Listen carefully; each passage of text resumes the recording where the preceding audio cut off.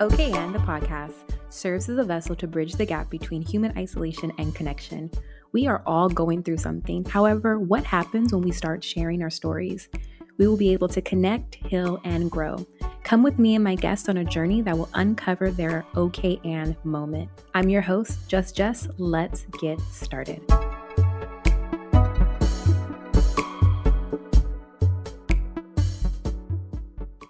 Good morning, good evening, good afternoon, wherever you are at in the world. Welcome to Okay and the podcast, where we are bridging the gap between human isolation and connection. I am your host, Just Jess. And I'm so excited to talk to y'all this week. I know we've been in and out of recording and, just trying to take mental breaks with everything that is going on. But I felt good today to come into the studio and really, share an okay and moment from my life, because oftentimes I told you before that we'll share the guests and what they're going through. But I wanted to share some information about me so y'all can get to know me a little bit better, show some vulnerability as well. But first and foremost, just addressing the random of what's going on in the world today. We are at an all-time high when it comes to the coronavirus, or AKA the Rona. And, beaches are shut down for the 4th of July weekend celebration. So hopefully you're indoors, grilling, in the comfort of your home. I myself will be in Ghost Town, Vegas with my family on family vacation. Really not doing much because there ain't shit to do. Like there's nothing to do. There's at the timeshare, there's going to be a pool. There's going to be a grill and going back and forth to there. So be a good time to catch up with family. But I wanted to talk to y'all about this revelation, I guess, or this aha moment that I had on Father's Day and why it's so strange to me. So I'm going to back you up about 4 years and then bring you to current state. So 2016, June 18th, my biological dad died.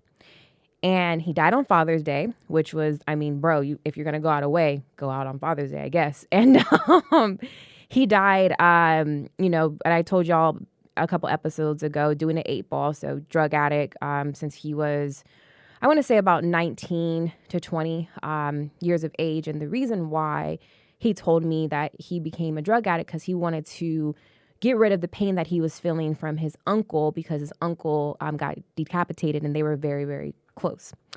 So he never really got over my great uncle's death. So there's that story. So 2016, it was, he died. Okay. And so what do you do? And as the, middle child of my dad's squad, I would call him, my sister, Erica, shout out to Erica, and then my brother, Alex. I was in the position to really go business minded and take over what needed to be a burial, what needed to be all these things that you have to take care of. And I didn't truly process that a piece of me had died that I really didn't get to know in my adult life. And yes, he was in and out of my life when he was sober, and he would go to my grandparents' house and, we would talk, but it wasn't any truly anything memorable, I guess you can say, besides like the letters that he would write me from prison and tell me, Jesse, stay off of drugs, and you're so smart. Make sure that you do something with your life. Don't do drugs, like the whole shebang.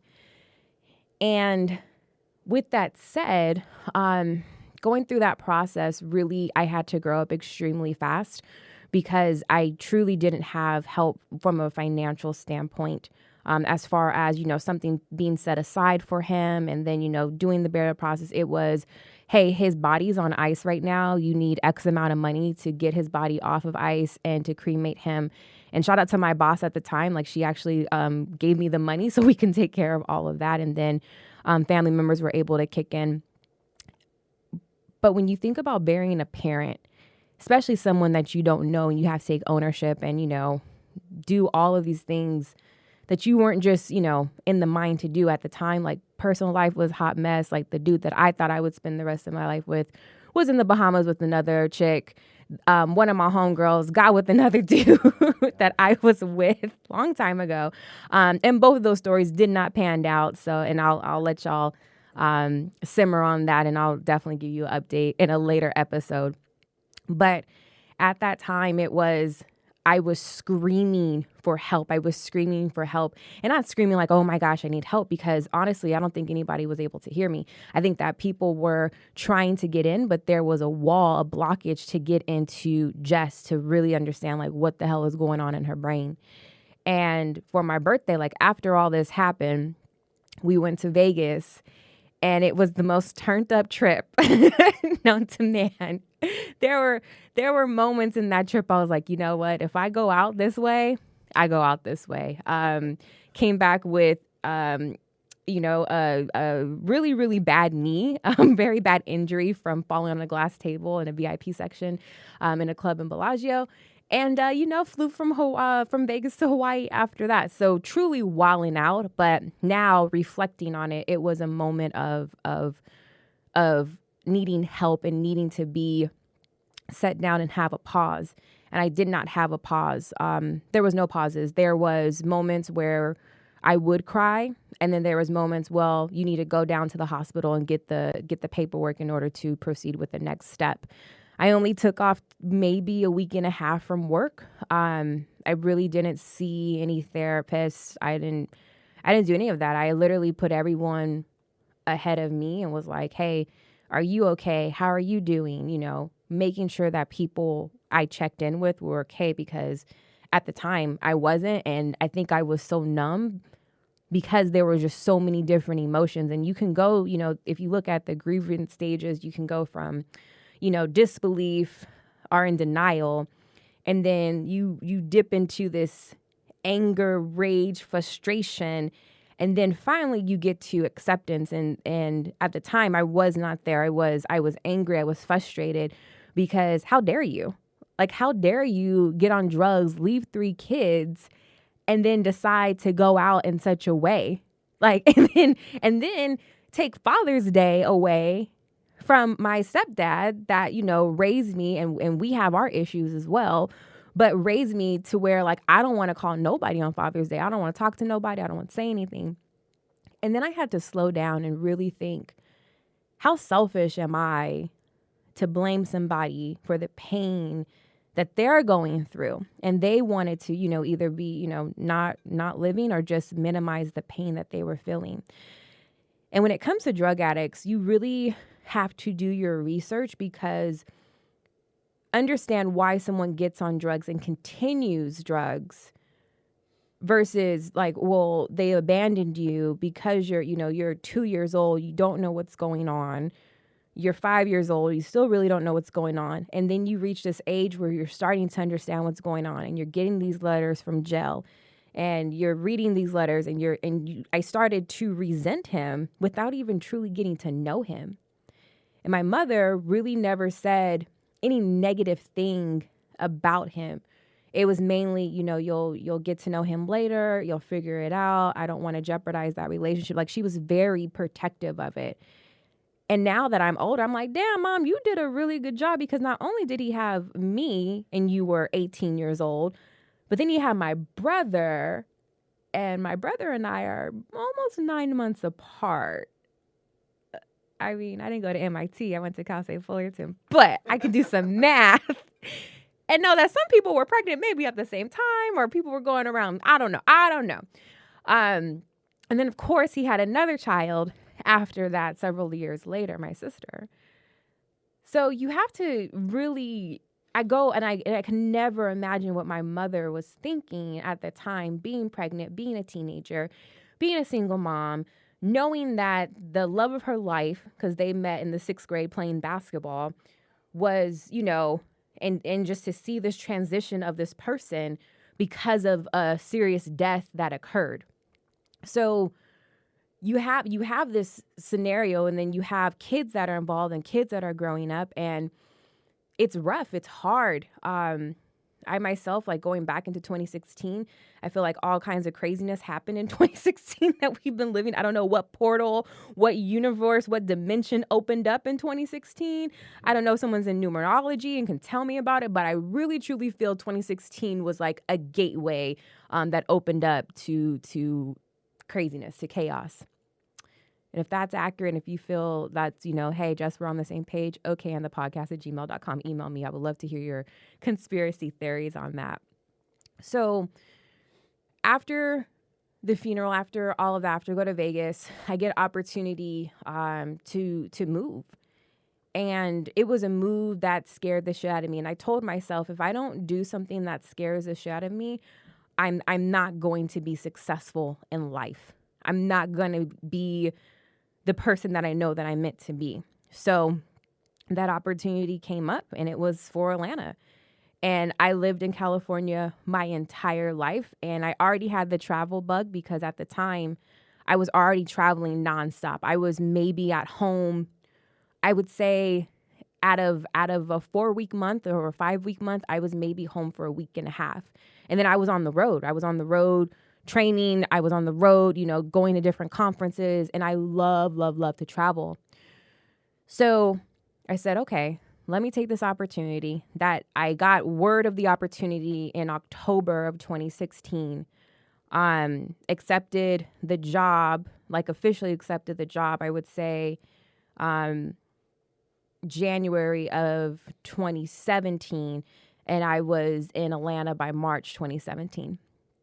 And in that time in Atlanta, I was able to go to therapy. I was able to really express my gratitude for my biological dad and my stepdad, but still growing, still evolving. And I didn't really talk to my dad, because I don't call him stepdad. I call him like, that's my dad.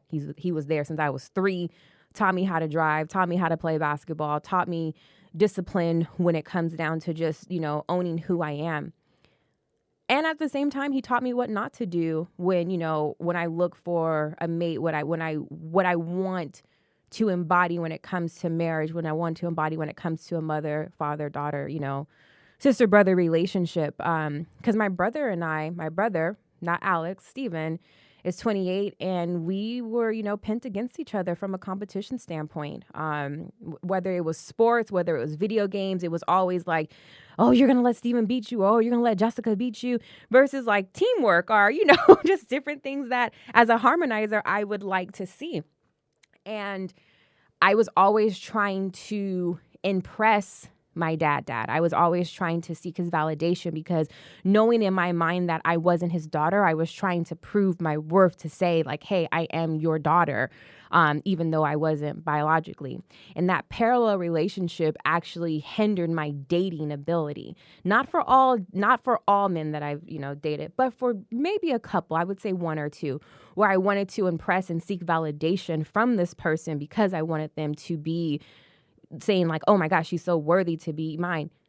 But at the time, that's a sickening way of thinking about things, because now you're thinking you have to prove yourself to someone in order to get acceptance, to get those endorphins running because someone says, oh my gosh, you're beautiful, or oh my gosh, I like your outfit, or I like your hair, versus what do you like? And I didn't really realize this until my current boyfriend, shout out babe, hey Martin, and he said, why do you always seek approval from me? Like, what do you like? Like, I can give you my opinion, but ultimately the decision is yours, and I'm going to rock with it. And so on Father's Day, I'm sitting at Playa Vista, and I'm looking at the water, and I'm just having this moment like, oh, damn. Because I didn't have this, direct line of relationship with my biological dad, and I would say I would have a dotted line relationship with my dad, and then compare it to dating, it was a vicious cycle. And it's a cycle that has to be broken. And I had to tell myself, yes, Jessica, you are worthy. You are dope. You are beautiful. Like having these, like really speaking aspirations out loud to know that, yes, like a piece of you is gone, but that doesn't mean you're gone. So, okay, and what are you going to do about it? And I would talk to my grandparents about certain feelings that I would have towards my biological dad. And the fact that, the things that they shared with me would be, Jesse, you're just like him. Oh my gosh, your sarcasm, the way that you, the way that you joke around. When your dad was sober, he was the happiest guy. And I want to describe like the physical stature of my dad. My dad was 6'8", okay? 6'8", 6'9". Built when he was sober, when he was not sober, super skinny. When he was sober and not built, he was fat. So it was a good mix. Like we knew like when Eric would gain weight, it was okay, the drugs, like he's getting off of the drugs, which is awesome. And he was very not, I wouldn't say, I would say wise beyond his years, but the conversations that we did have towards his death, when he would call before I would get into an argument with him, he would always check in, see, hey, how are you doing? How's the guy life? Are you still playing basketball? Just trying to really get to know his daughter that he hadn't been around for quite some time. For my undergraduate graduation, he actually showed up. And he was super skinny, so I knew, a relapse had to occur, and he was in a wheelchair. And at this time, he lost one leg due to diabetes. So I'm in the graduation. It's hot as hell. It's May. If y'all know anything about Southern California in May, it's just disrespectful. It's not cute. And he stood up the whole entire time during that graduation. He had his wheelchair, he would transfer over to his crutches, and he stood the whole entire time to watch me cross that stage. And I think that was the last time that I remember him really focusing on me. When he died, my sister and I just had a conversation. So he had a couple of things on him when he died. So he had kind of like a sand artifact my sister made, because my grandparents used to live in Hawaii and they were all able to spend time out there. So he had that on him, and he had a picture of me, I think my Auntie Pilar, and then my grandfather in his wallet. And so just knowing that, yes, he had this addiction, this disease, this demon that was possessing his body, he still knew that he had a wonderful family. And so it's hard to realize, like, oh my gosh, like that's 4 years ago, but there's no timetable to healing. There's no timetable to say, oh, get over it. There's no timetable to say, oh my God, that happened so long ago. There's no timetable. And with people that are dealing with certain things when it comes to death of a parent, death of a child, just death in general, death is tricky. Nobody knows what happens. It's not like we had people, and there are stories out there that people have died for like 10 minutes and they'll describe, because they come back. But truly, we don't know what happens until we die. We just don't know. And so I truly think, with all of that said, the reason why I did go to Atlanta so quickly was because I was running. I was running because I didn't want to deal with any type of pain that I was feeling. And I didn't turn to drugs. I turned to TV. I turned to Netflix. Netflix was my pride and joy. What was the other show? Anthony Bourdain. So Anthony Bourdain really inspired me to travel. His show was every single week we were going somewhere. I don't care where I was. I wanted to make sure that I saw Anthony Bourdain and really understood how food and how travel can really bring joy to people's lives. And then shit happened with Anthony Bourdain. So it's like, damn, you don't really know what people are going through. So you really have to check in on people. I remember there was a story that my dad told me, and my Auntie Shawn, rest in peace, Auntie Shawn, she died when she was 37. Her pacemaker went out, and both of them used to do drugs in the 80s. I guess, the 80s was a thing. I don't know anything about that, but I'm an 88 baby, so I know something else was popping outside of drugs. Just, it is what it is. But my dad and I were talking. He was like, Auntie Shawn came to visit me. And I was like, what do you mean came to visit you? And he was like, yeah, Auntie Shawn came to visit me and said, stop doing what I'm doing or you'll end up with me. And I said, well, why don't you listen to Auntie Shawn? Because obviously she's telling you not to do drugs so you don't, cause harm to Grammy and Papa. Those are my grandparents. And that story still rings with me today, because even with my Auntie Shawn, allegedly visiting him, he still couldn't stop the drugs. He couldn't stop the drugs. And knowing and everyone's like, oh my gosh, you believe in astrology and horoscopes. Well, my dad was a Cancer. He was a Cancer. He was super emotional, born July 23rd. So, technically Cancer / Leo. He's on the cusp. He was on the cusp. But he's born July 21st, I believe. Yeah. And then my grandparents wedding day is July 23rd. Shout out to them. They'll be together 53 years this July, which is insane, to say the least, because honestly, they told me the goal for marriage is the person you pick, can you tolerate them getting on your nerves for the rest of your life and being best friends at that. And now when I look at like my past dating, I'm like, oh, thank God, because I don't think I would be able to make that commitment. I really don't think so. So the advice that I would give to people when it comes down to understanding your parents, if you have younger parents, for me, you know, my parents were extremely young when they had me. You're actually watching your parents grow up. You're watching them figure out life with you in mind. And it's not like my parents were 40 and, you know, had successful careers and had a mortgage and all of that. That wasn't the case. That was the case with, and that wasn't the case with my grandparents either. I mean, my papa went to war. I mean, he fought in Vietnam, came back, married my grandmother. They were super, super young, and then turned around and had my dad, and then had my auntie Sean. So, you know, they had 2 kids and a mortgage by the age, I believe, of 22, 24. Fast forward, my parents didn't have that. My mom, being a single mom, you know, she took me everywhere and was trying to enroll me like in the best preschool. She cleaned buildings with my grandmother to raise me. So humble beginnings, and I owe everything to my mother.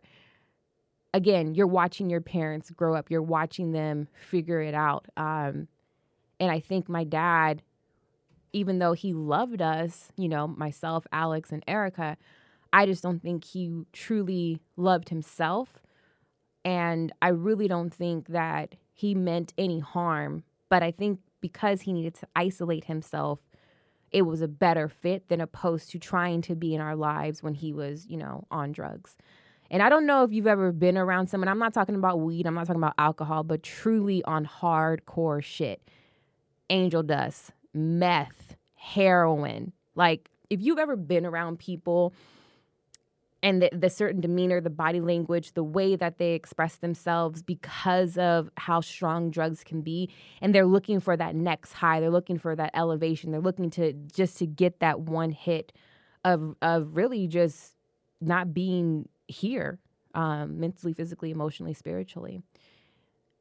I don't think that would have been a good environment for me. I'm able to talk about it, but I've only seen my dad like not fidgeting or anything. I maybe seen him on drugs maybe twice in my life. And that's a maybe. Every time the interaction was like, are you sober, Eric? Because Jesse's coming over. So having those conversations and really understanding like everyone's gonna have their life to live regardless of, you know, whoever's involved. Like, it is your choice.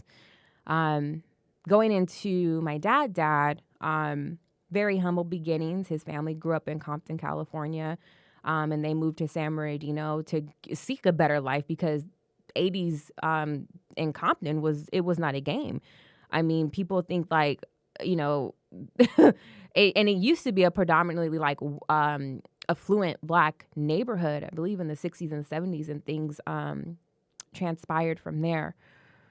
But his approach to raising me was, he was a kid himself. I mean, I think my parents met, my mom got pregnant with me at 18. I think my dad and my mom met at 21 because they met at a club. It was Club Metro in Riverside. I honestly think it's still there.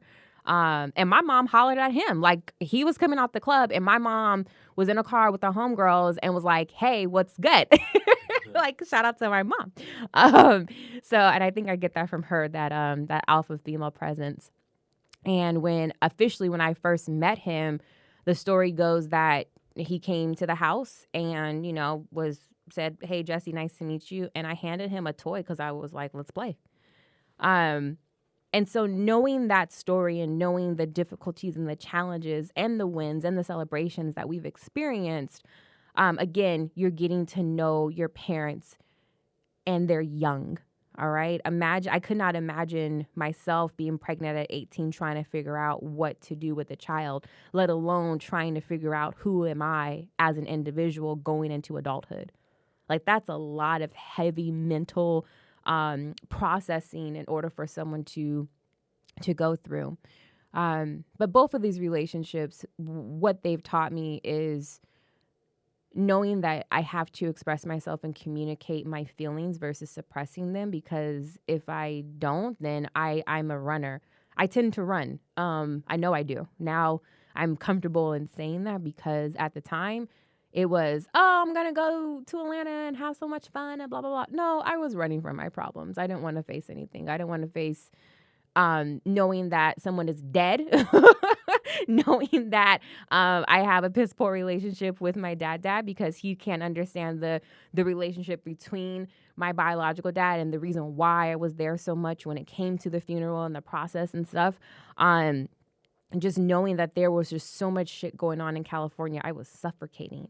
I was truly, truly suffocating. And Atlanta felt that it would be a better life. And of course, we know how things turned out.